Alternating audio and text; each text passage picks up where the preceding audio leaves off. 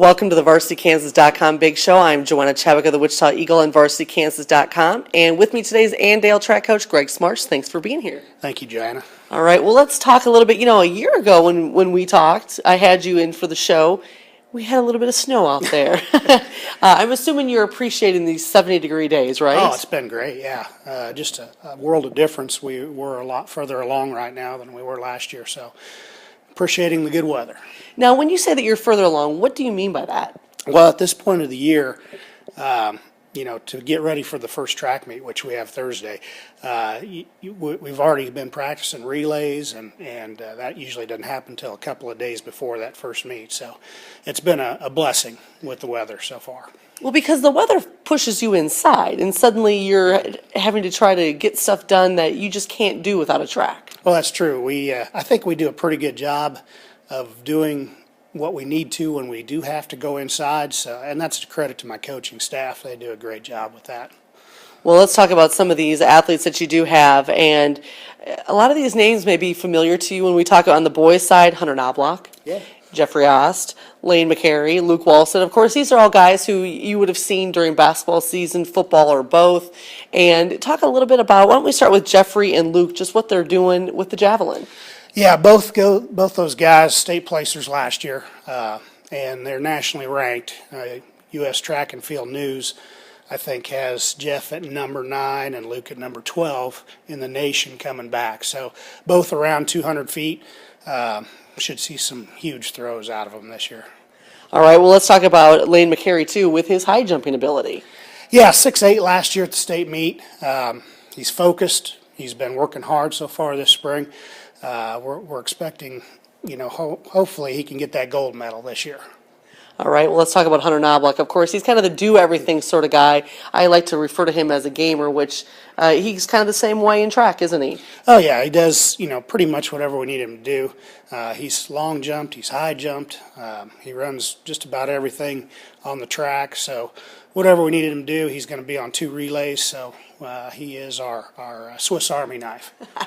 I like that. Okay, let's talk on the girls' side, too. Start with Victoria Orth. Victoria is our school record holder in the javelin. She's right over, 130 feet, which is a great mark, and she hasn't got the gold medal yet, and I'm sure that's what she's after this year. All right, and then a couple others: Leah Reichenberger, Abbie, Maxwell, Rowland. What do they all do for you? Leah is a state champion 300 hurdler. She signed with Wichita State, so she has got big things ahead of her. If she has a good year, our girls could get the state championship for the first time since '95. So that's our goal, obviously. People like Leah that do 4 events, and Abbie that does 4 events with the relays and hurdles. We just count on them so much. I just can't say enough about them. They've been great leaders. I hardly have to do anything in practice. I just tell the young kids to watch them.